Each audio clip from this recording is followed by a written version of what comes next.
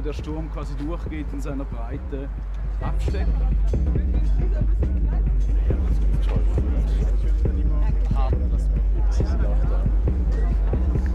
Le monde est en perpétuelle révolution. Die Älteren sitzen. Untuk di sini pertama kali, tapi di Indonesia udah sering saya lakukan.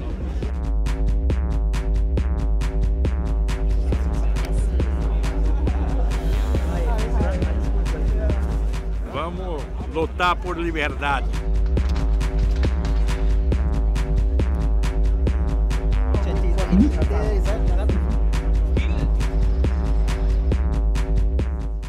Dieses Wochenende fand in Berlin an der Schaubühne die erste Zusammenkunft des Weltparlaments statt. In 3 Tagen sprachen und debattierten 70 Abgeordnete und stimmten über 15 Tagungspunkte ab. Die Abgeordneten stammten aus über 20 Ländern. Es haben an der General Assembly aber auch 8 Mitglieder des Bundestags teilgenommen. Lucio Bellentani, Abgeordneter der ersten General Assembly, der hier links neben mir steht, ist ein Abgeordneter und Gewerkschaftsführer von Tausenden von brasilianischen Automobilarbeitern und Automobilarbeiterinnen, die beim deutschen Hersteller VW arbeiten. Bransky Hangi spricht für die Millionen von Minenarbeitern des Ostkongo. Allein die 10 Abgeordneten der General Assembly, die hier versammelt sind, sprechen für mehr Menschen als das ganze deutsche Parlament.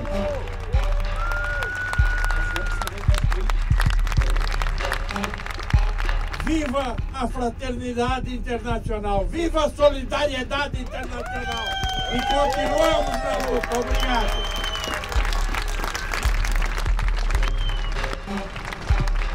L'histoire des nations retiendra la date 17 novembre 2017 comme ayant marqué la rupture d'avec un passé sombre. Cette date restera fortement ancrée dans la mémoire collective comme le début d'un long processus d'instauration d'un nouvel ordre politique mondial.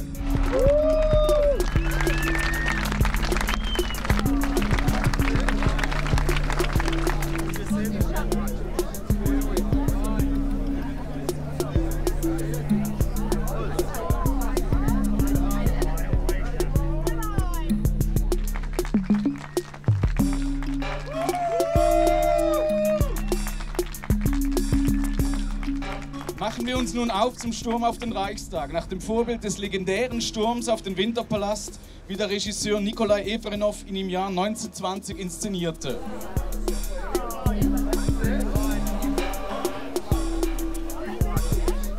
Der Sturm findet statt 100 Jahre nach der Oktoberrevolution und um genau zu sein 97 Jahre nach dem Reenactment von Efrenow. Wir wollen dieses Bild befragen und sagen, wie können wir heute, 100 Jahre später, nach all diesen Erfahrungen, diesem Totalitarismus, Stalin, Auschwitz, 2 Weltkriege, Klimakollaps, der uns jetzt bevorsteht, wegen einem leerdrehenden Kapitalismus, wie können wir dieses Projekt der Moderne, der Befreiung des Menschen nochmal anders wenden? Nicht indem man jetzt irgendwo reinstürmt und die Macht übernimmt, sondern indem wirklich es eine basisdemokratische Erhebung gibt auf der ganzen Welt, wo man sagt, wir müssen diese globalen Strukturen demokratisieren, sonst sind wir verloren. Und das ist das Weltparlament und dafür soll dieses Bild stehen.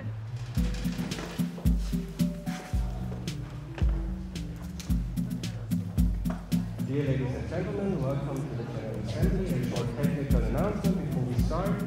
You all have these devices right next to you. They are for the translation. Ya, menurut saya organisasi yang sangat besar untuk mempengaruhi publik di Eropa, salah satunya di Berlin, untuk bagian dari organisasi yang kuat menurut saya untuk membuat perubahan kebijakan di Eropa. Please take your seat so that the session begins. Dear colleagues, I welcome you to this constitutive session of the General Assembly, the first world parliament in the history of humankind.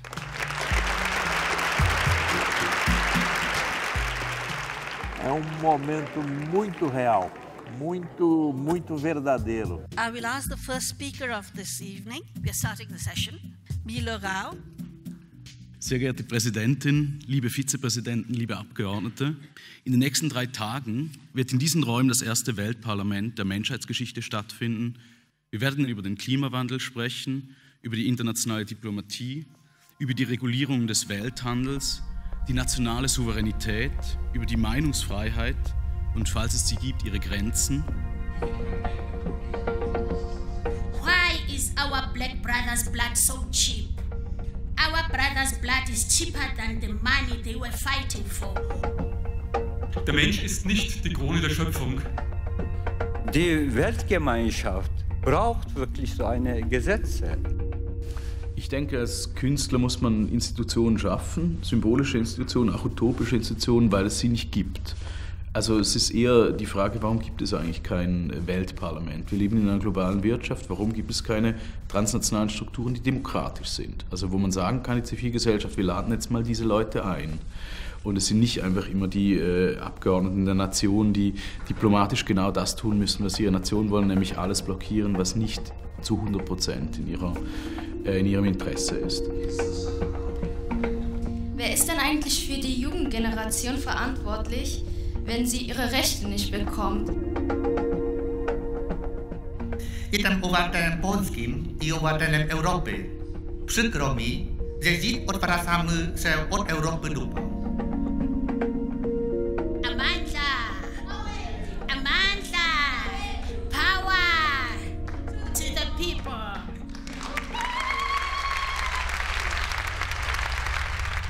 Ça sera fort, hein? C'est vraiment intéressant.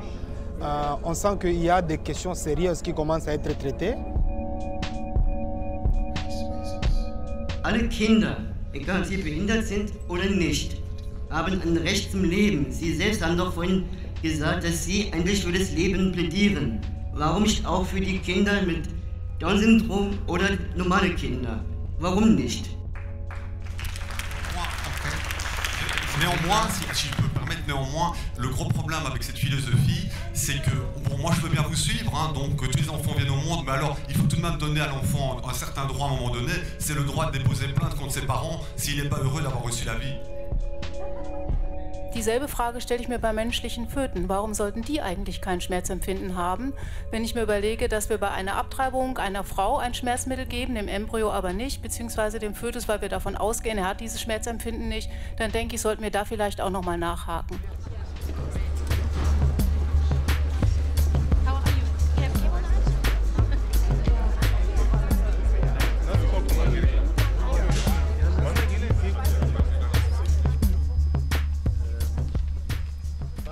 Ya, tidak masalah. Ya, memang agak grogi, tapi ini persoalan situasi dan kondisi saja.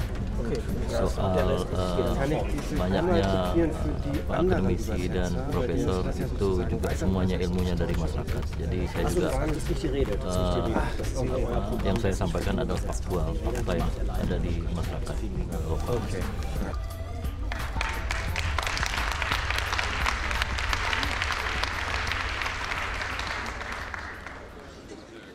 Salam demokrasi. Saya berasal dari sebuah provinsi di Jambi, Kepulauan Sumatera, negara Indonesia. Tapi kemudian perubahan itu terjadi ketika permintaan Eropa terhadap minyak sawit yang sangat masif. Semua berlomba mengembangkan tanaman monokultur yang sangat tidak ramah terhadap masyarakat dan lingkungan. Video ini kejadian tahun 2015 yang berlokasi di lahan gambut, menyebabkan banyaknya korban, terutama di Jambi, oleh perkebunan besar kelapa sawit.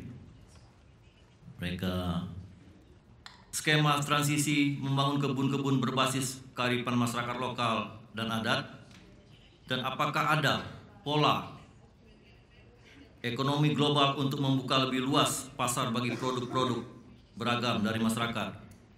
Terima kasih. Thank you very much.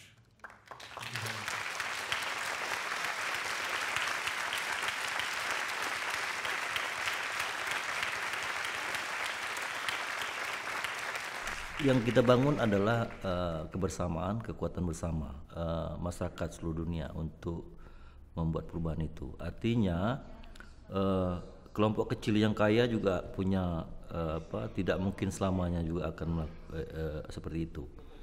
Nah, saya melihat ada semacam semangat di General Embassy untuk merontokkan semua.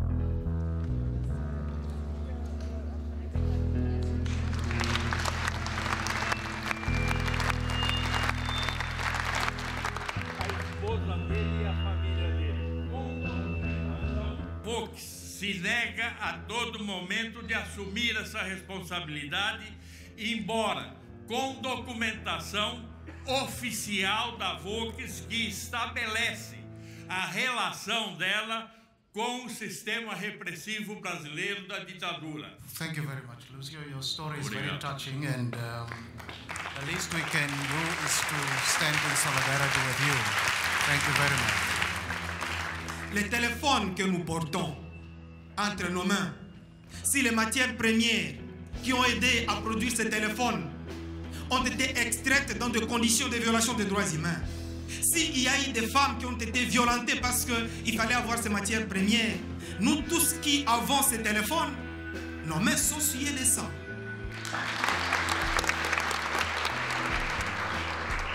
Dans la réunion ici, je ne suis pas en train de m'attendre directement à des solutions directes. C'est que c'est d'abord un message qui passe, parce que j'ai toujours été convaincu que lorsque vos problèmes ne sont pas connus des autres, vous avez moins de chances d'avoir des solutions.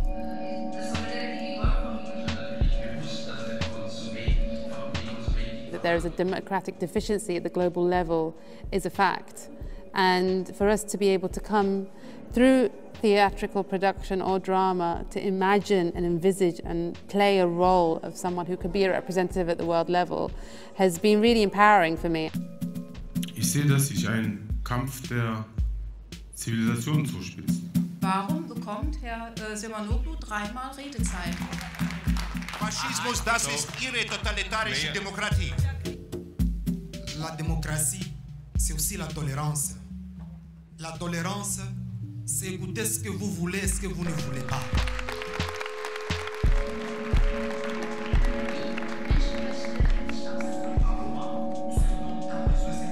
So in 2012, I discovered I was being a target by the Bahraini regime, and the story was that there's a German company that's selling its software to the Bahraini regime, and here is a woman who takes part in protests, who's being targeted by this. So the question is, why does the German government allow that to happen? Why is this software and technology allowed to be exported? And the reality is that very little can be done to help resolve our problems in our local communities, to get my friends out of prison. Please raise your hands and keep them raised. But what I do have hope in is German people trying to maintain those democratic values in their own country. C'est une révolution qui n'est pas violente. C'est une révolution pacifique, intellectuelle, où les gens ont des idées, ils disent que voilà, nous voulons nous exprimer et nous voulons que ces idées soient connues des dirigeants actuels. Que donc la manifestation, cet assaut qui sera organisé le mardi, ce n'est pas dans l'objectif de s'attaquer violemment au Parlement, mais plutôt une manière d'exprimer des idées que nous avons.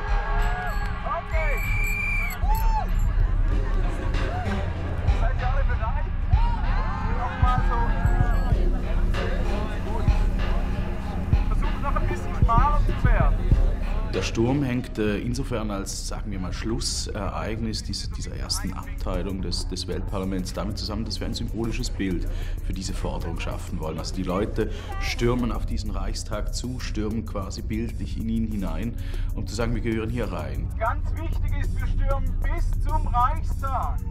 1, 2, go!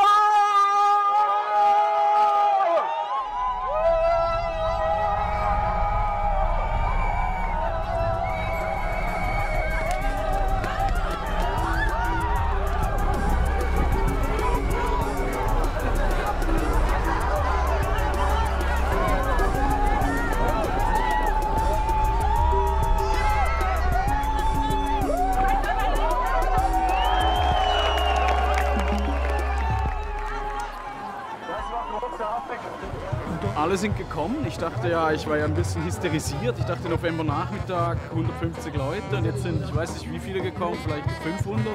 Also es ist, ja, ich bin irgendwie total berührt und aufgeladen.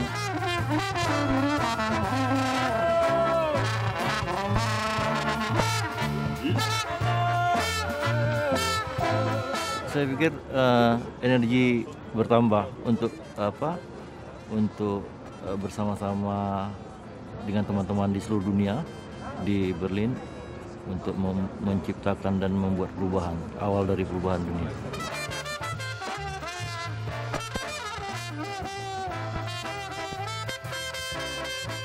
Ce serait intéressant si ça peut se faire à travers tout le continent. Que donc ça se passe aujourd'hui à Berlin, mais ce serait intéressant que ça se passe également à Paris. Pourquoi pas à Londres, aux États-Unis. Je crois que c'est un acte important qui doit interpeller la conscience du monde et qu'il faut se dire qu'il faut des changements.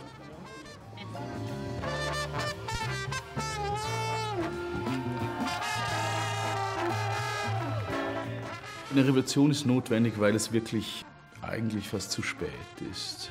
Also an allen Punkten sind wir schon über den Gefahrenpunkt hinaus. Also im Grunde befinden wir uns wirklich so direkt vor dem Abgrund. Wir können uns aber noch retten. Und ich glaube, es ist besser, sich jetzt nicht gegenseitig zu bewaffnen, also was aktuell der Fall ist, und sich zu bekämpfen, sondern eine Form zu finden, durch diese Krise als Menschheit, die wir vielleicht 100 Jahre gehen, vielleicht 150 Jahre, vielleicht 200 Jahre, durch diese Krise als Menschheit irgendwie durchzugehen auf eine kluge Weise.